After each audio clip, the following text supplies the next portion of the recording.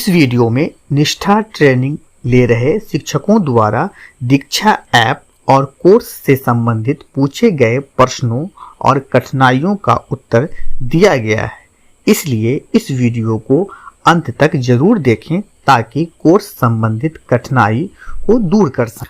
प्रश्न है, क्या मैं किसी भी कर्म में 3 कोर्स का उपभोग कर सकता हूं?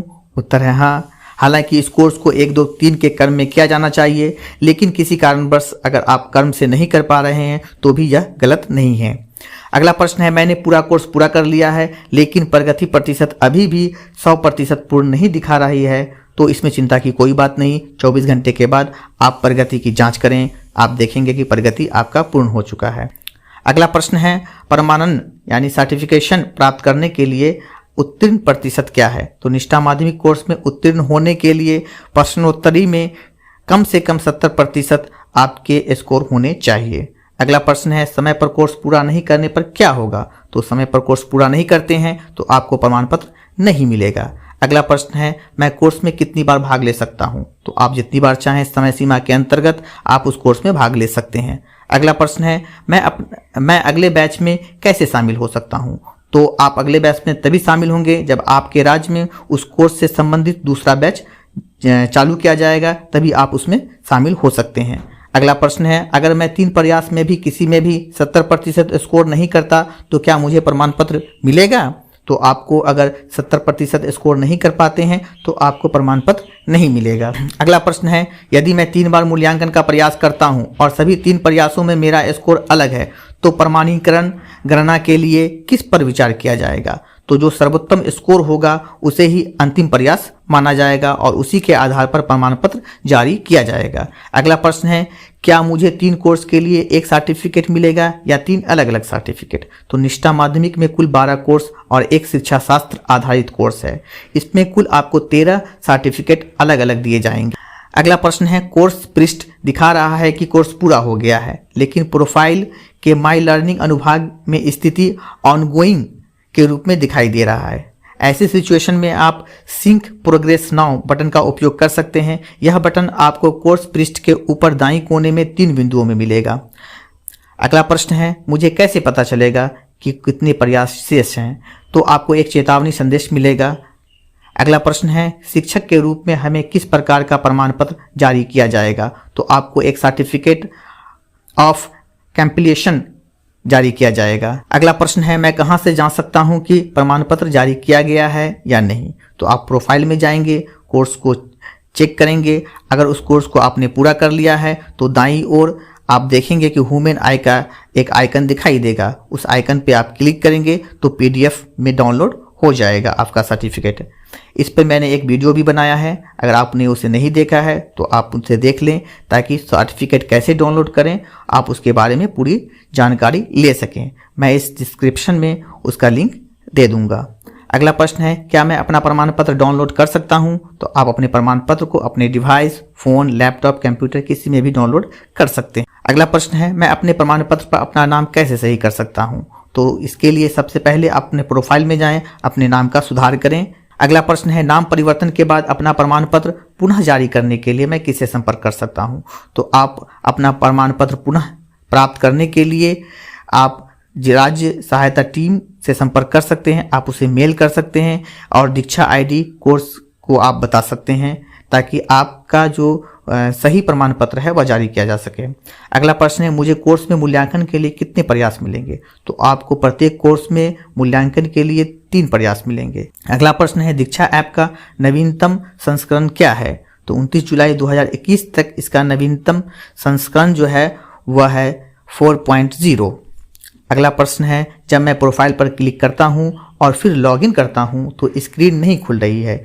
आप इस तरह की समस्या में आप एंड्रॉयड वेब व्यू जो है एप्लीकेशन उसे आप अपडेट करें। अगला प्रश्न है, दीक्षा ऐप को अपडेट कैसे करेंगे?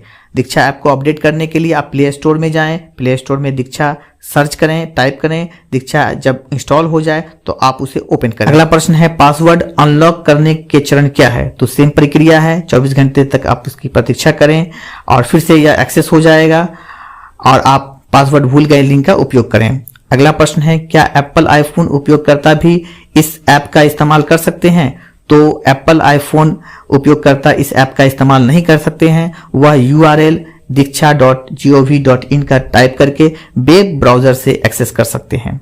अगला प्रश्न है, लैपटॉप PC पर दीक्षा कैसे एक्सेस करेंगे?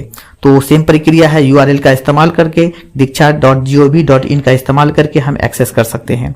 अगला प्रश्न है, मैंने प्रोफाइल पर अपना नाम बदल लिया लेकिन मेरे प्रमाण पत्र में अभी भी पुराना नाम है, प्रमाण पत्र पर नया नाम कैसे प्राप्त करेंगे? तो आप सेम प्रक्रिया है कि आप राज्य सहायता टीम जो है आप उससे संपर्क करेंगे ताकि प्रमाण पत्र आपका सही निर्गत किया जा सके। अगला प्रश्न है, मैं अपने प्रमाण पत्र पर QR कोड को कैसे स्कैन कर सकता हूं?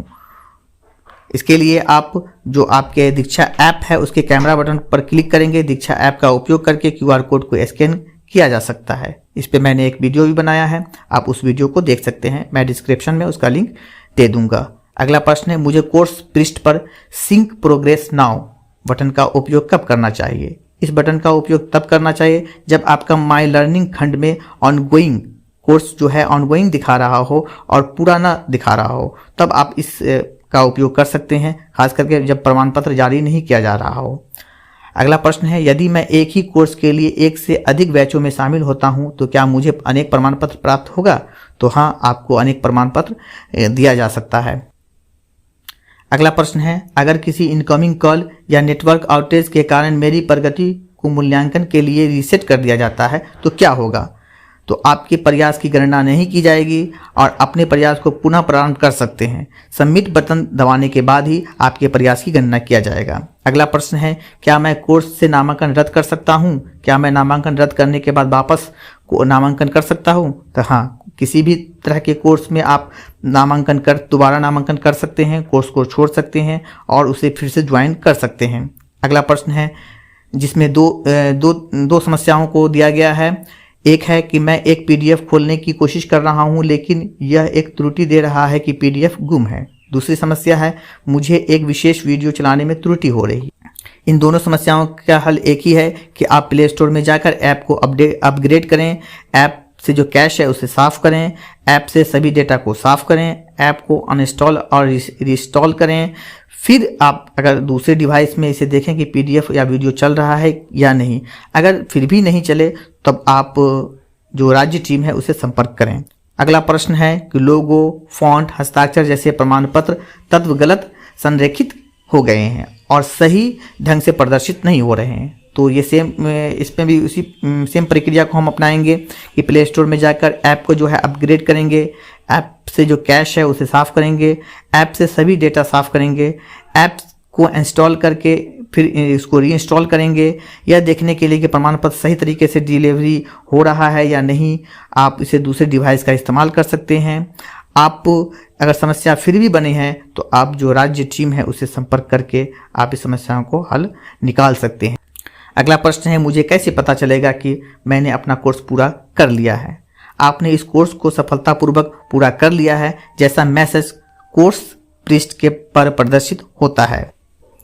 इस वीडियो में कुछ सामान्य समस्याओं को लिया गया है और उसके हल करने की कोशिश किया गया है। फिर भी अगर कठिनाई बनी है तो आप उस कठिनाई को हमें कमेंट बॉक्स में लिख सकते हैं ताकि उसका हल निकाला जा सके। अगर आप अभी भी इस चैनल को सब्सक्राइब नहीं किए हैं तो सब्सक्राइब कर लें ताकि समय पर आपको सही और नई जानकारी दीक्षा संबंधी मिल सके। धन्यवाद।